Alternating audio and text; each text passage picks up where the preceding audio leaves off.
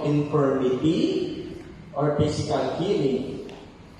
Ito ay may kinalaman sa pagbabago dulot ng pagiging bukas ng puso at isipan.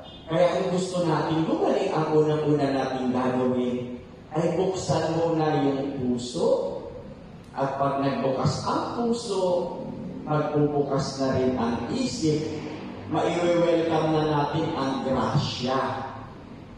Gets po? At pag welcome na natin ang grasya, dadaloy na ang kagalingan. Number 1, pagbubukas ng puso. Pag nagbukas ng puso, ano yung second na mangyayari? Magbubukas din ang isip. Kasi connected yung puso-isip. Pagbukas na po ang puso at isip, ano po ang dadaloy? Grasya. At pagdaloy po ng grasya, magkakaroon ako ng kagalingan. Amen po.